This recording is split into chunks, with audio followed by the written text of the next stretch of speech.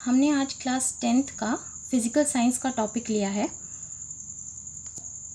Chemical calculations यानी रासायनिक गणनाएं, जिसमें हम लोग सब टॉपिक के बारे में बात कर रहे हैं। Law of conservation of mass यानी पदार्थ की अविनाशिता। ये आपकी बुक से लिया गया है। यहाँ पे इंग्लिश में टर्म्स यूज़ किए गए हैं, हिंदी में समझाया जा रहा है। आपकी बुक के ही टॉपिक्स को यहाँ समझाया जा रहा है। कुछ एक्स्ट्रा एग्जाम्पल्स लेके आपको समझाने की कोशिश की गई है, प्लस एक्स्ट्रा नोट्स आपको एज अ पिक या वर्ड फाइल PDF फाइल के रूप में प्रोवाइड किया जा रहा है। अच्छा, law of conservation of mass यानी पदार्थ की अविनाशिता। अविनाशिता का मतलब क्या है? अविनाशिता का मतलब है ना कोई चीज़ उत्पन्न हो और ना वो नष्ट हो। जैसे देखा जाए तो A+B दो रसायन हैं। इसकी प्रक्रिया के बाद अलग से हमें दो रसायन मिले हैं C+D, लेकिन इनका जो कुल मान होगा यानी मास होगा, कुल मात्रा, वो नष्ट नहीं होगी। यही है हमारा law of conservation of mass. ज़रा हम इसके बारे में और थोड़ा जानने की कोशिश करते हैं। द्रव्य की अविनाशिता का नियम या द्रव्यमान संरक्षण का नियम क्या है? जो कहा जाता है कि हमारे किसी भी बंद तंत्र यानी क्लोज सिस्टम के अंदर द्रव्यमान परिवर्तित नहीं होता, चाहे उस तंत्र के अंदर कोई भी प्रतिक्रिया क्यों ना हो, वो समान ही रहता है। हम दूसरे शब्दों में ये भी कह सकते हैं, द्रव्य नष्ट नहीं होता, द्रव्य का सिर्फ रूप में परिवर्तन होता है। यानी किसी भी क्लोज सिस्टम के अंदर सिर्फ रासायनिक चेंजेस यानी रासायनिक केमिकल रिएक्शंस, केमिकल चेंजेस होते हैं, उनमें और कोई परिवर्तन नहीं होता। अतः हम ये कह सकते हैं कि क्लोज सिस्टम के अंदर कोई भी केमिकल रिएक्शंस क्यों ना हो, जो उसका पहले वाला मास था यानी पहले का जो कुल मान था, वो प्रतिक्रिया के बाद आने वाले कुल मान के समान होगा। हम लोगों ने आपके बुक से एक एग्जाम्पल को लेके यहाँ डिस्कस किया है, लैंडोल्ट्स एक्सपेरिमेंट, जिसको हम यहाँ पे डिस्कस करने जा रहे हैं। इसमें जो हम लोगों का टेस्ट ट्यूब यूज़ होता है वो H शेप टेस्ट ट्यूब होता है। H की तरह देखने में होता है, इंग्लिश अल्फ़ाबेट जिस तरह से होता है वैसा। ये टेस्ट ट्यूब कांच का बना होता है।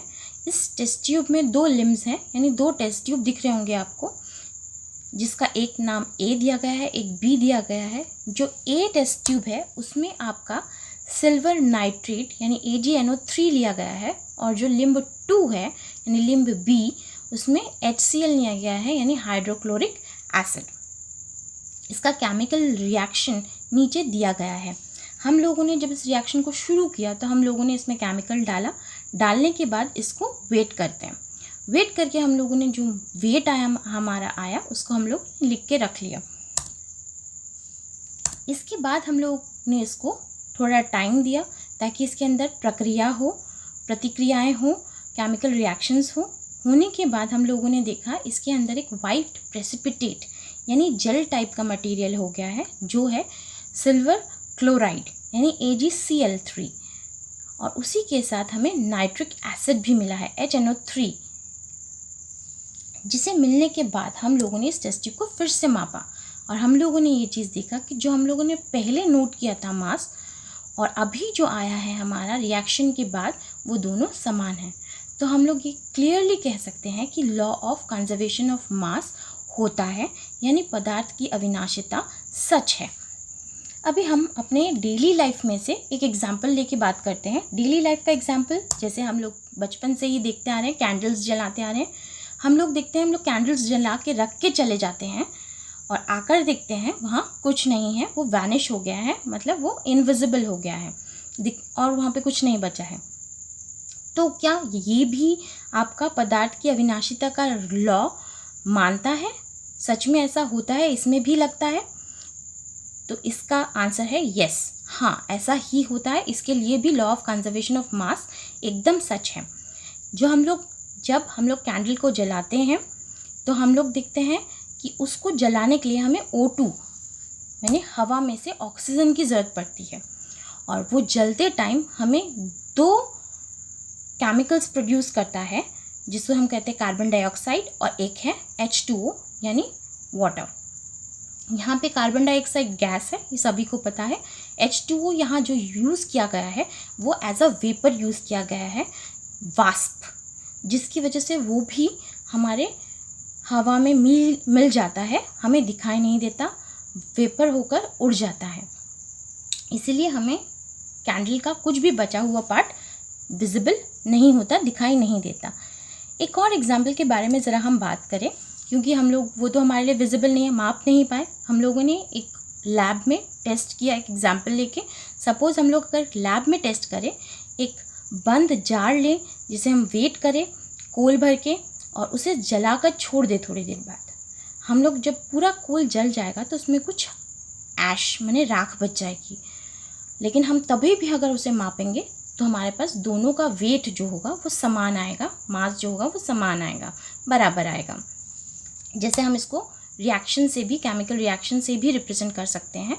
कोल प्लस O2 रिप्रेजेंट आफ्टर प्रतिक्रिया क्या आ रहा है, ऐश आ रहा है, कार्बन डाइऑक्साइड, और यहाँ पे भी H2O वाटर आ रहा है। यहाँ पे H2O वाटर नहीं है, बार बार कह रही हूँ, वेपर है। वेपर फॉर्म में ये एग्जिस्ट करेगा और विजिबल होगा। अभी हम लोग यहाँ पे थोड़ा बैलेंसिंग को समझते हैं, केमिकल रिएक्शन के बाद या केमिकल इक्वेशन के बैलेंसिंग को समझते हैं।